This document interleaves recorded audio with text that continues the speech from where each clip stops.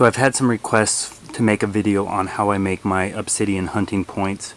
Elk season for archery is opening in about 2 months, and I'm getting ready, getting all my arrows made and napping some obsidian arrowheads. This is the design I use for hunting here in Oregon. It's set up to be legal. In Oregon you have to be at least 7/8 of an inch wide and not have any barbed angles.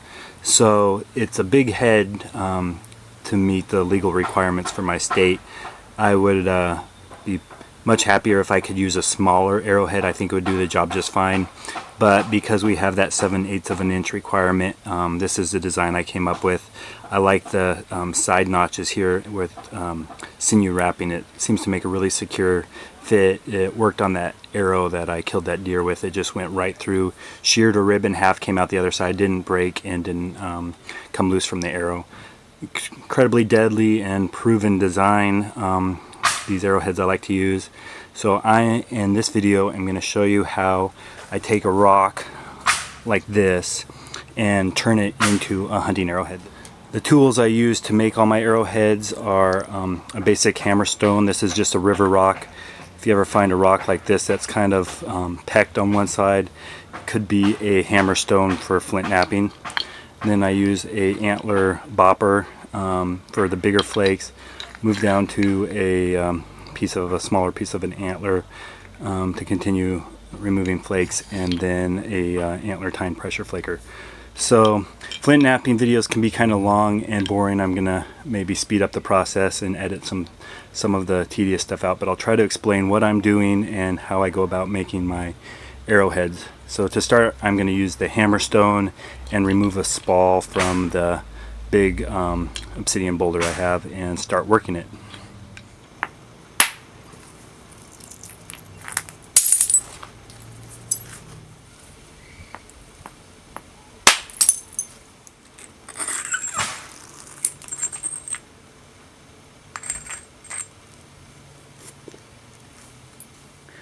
So this spall that came off that rock core is a perfect size piece for working into an arrowhead. The first step I'm going to do is start working the edges with the antler. I'm going to be taking those thin edges down, grinding them, starting to develop a center line. So hopefully after I'm done, I'll show you what a biface will look like when the high spots are taken down, and it's going to start having flakes running throughout the whole piece. So I will now use the antler bopper to start taking mass off the center of this flake.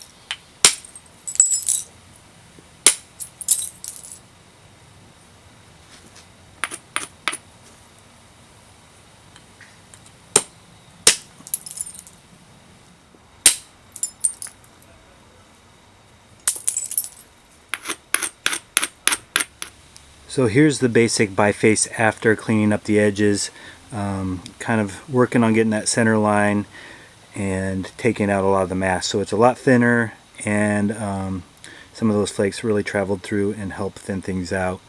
The next step after we get this rough biface is to start getting some of the thinning flakes. So you start out wide with a arrowhead because I want to get it nice and thin wide, and then work my way in and put on the finish edge. So the next step is to really grind the edges good, set up platforms, and try to drive the flakes over halfway through the piece to really get it nice and thin. So it's not too bad right now, but it can be a lot thinner. I don't have too many problems yet. The only thing I have is one little hinge here that's not very big, and what I'm going to do is I'm going to grind the edges really good here, and I'm going to actually send a flake down here and take that hinge out. So next time I'll show it to you, it'll be a little more narrow, but it should be a lot more thin.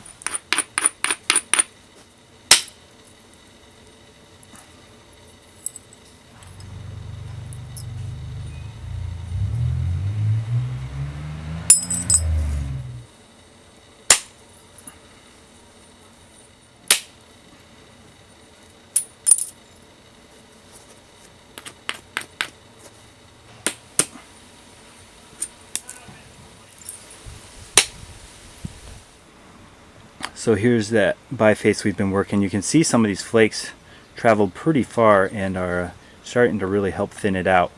It's a pretty piece of rock and it's working really well.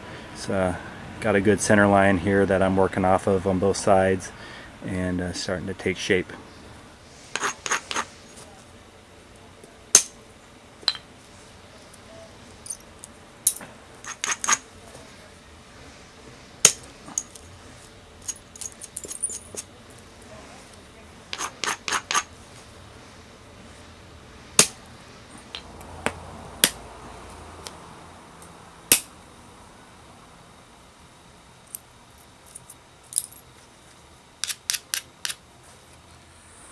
So here's our biface after we're done with percussion. We've shaped it enough, start to have a really good ridge, and it's getting to the size where I'm going to start pressure flaking with an antler tine.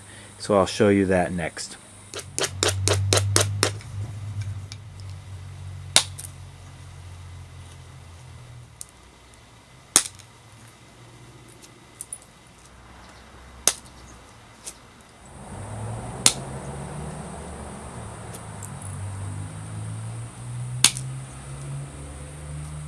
So here's our point after running the pressure flaker along it.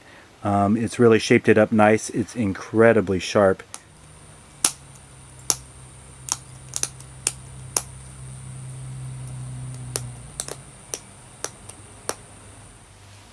So here's the finished point that we made, just using antler and hammerstone. And this thing's ready to be put on an arrow. It is razor sharp, deadly. It will go right through a deer. And I look forward to hunting with it. I'll probably put this one as my #1 arrowhead since I made it on video, and look forward to sharing my hunts with you guys. For those of you who wondered how I made my hunting points, that's how.